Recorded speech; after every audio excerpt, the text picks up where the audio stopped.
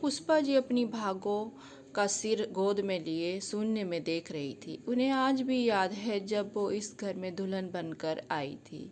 जब उनकी सास उनका स्वागत कर उनकी आरती उतार रही थी, तब नन्ही भागो भाग्य लक्ष्मी, उनकी छोटी ननद जिन्हें भागो कहा जाता था, जो दिमाग से जरा सी कमज़ोर थी, आकर अपनी माँ से जिद करने लगी कि अपनी भाभी की आरती तो मैं ही उतारूंगी।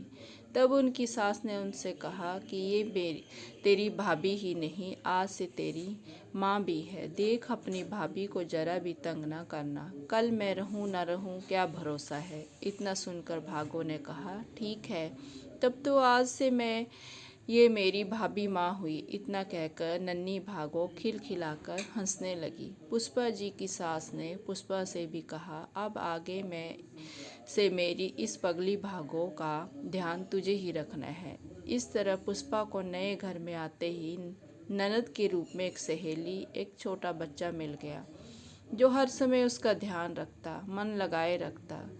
कुछ समय बाद पुष्पा के सास ससुर भी परलोक सिधार गए। पुष्पा भी अब 2 बच्चों की माँ बन चुकी थी, लेकिन पुष्पा के लिए उसका पहला बड़ा बच्चा भागो ही था। वो अपने बच्चों से पहले भागो को ही खिलाती, लोरी गाकर सुलाती। भागो भी अपनी भाभी माँ का बहुत ध्यान रखती। हर सुख दुख में दोनों ननद भाभी साथ रहती। भाभी सो जाती तो भागो बच्चों को डांटती कि जरा भी शोर न करे, नहीं तो भागो बुआ पिटाई कर देगी। पिटाई समझे न झूठ मूठ का डराती। कभी पुष्पा के सिर में दर्द होता था, उसका सिर दबाती, सिर की मालिश करती। पुष्पा के लाख मना करने पर भी कभी उसे अकेला न छोड़ती। भागो दोनों बच्चों को भी अपनी जान से ज़्यादा प्यार करती थी। सब कुछ तो समझती भागो को, पर बस कुछ दिमाग में ऐसी कमी थी, या कह लो कि थोड़ा सा अलग थी समाज से, कि उसका ब्याह ना हो सका। धीरे धीरे समय बीतता गया। पुष्पा के दोनों बच्चों की भी शादी हो गई। अब पुष्पा का शरीर भी थकने लगा था।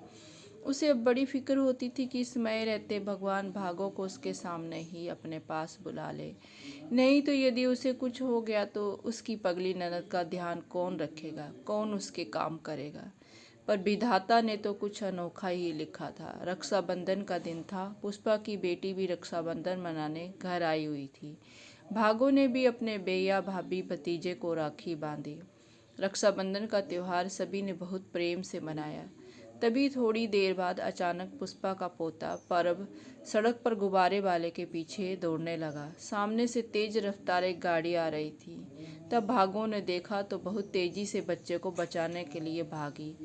कोई कुछ समझ पाता इससे पहले बच्चे को एक तरफ कर खुद भागो गाड़ी के नीचे आ चुकी थी। पुष्पा जी बदहवास सी अपनी लाडली ननद भागो के पास दौड़ी आई। भागो का सिर अपनी गोद में रख लिया। सभी भागो को अस्पताल ले जाने लगे, लेकिन भागो ने अपनी भाभी से कहा, भाभी माँ, मुझे अब कुछ कहीं नहीं जाना है। आज मुझे फिर से बचपन वाली लोरी सुना दो। आज मैं निश्चिंत होकर सोना चाहती हूँ। पुष्पा जी वो लोरी गाना चाहती थी, पर उनका गला रुंध गया। वो रोते रोते ही गाने लगी, छनक छनक करती आजा रे निंदिया रानी, मेरी लाडली भागो को सुला जा रे निंदिया रानी। इससे आगे गा न सकी। कहने लगी, मैं तो बेकार में ही तेरी फिक्र करती रही, समझ न पाई कि अरे भागो तू तो सच में ही हमारे लिए भाग्य लक्ष्मी रही।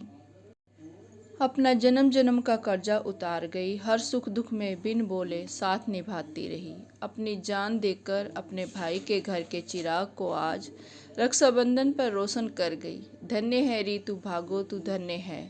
दोस्तों, उम्मीद करती हूँ भाग्य लक्ष्मी दिल छूने वाली कहानी आपके भी दिल को छूने में कामयाब रही होगी। कहानी अच्छी लगी हो तो चैनल को जरूर सब्सक्राइब करना, शेयर करना और बेल आइकन को भी प्रेस करना, ताकि जब भी मैं न्यू वीडियो डालूँ तो उसका नोटिफिकेशन आप तक सबसे पहले पहुँचे। कहानी सुनने के लिए आपका तहे दिल से धन्यवाद।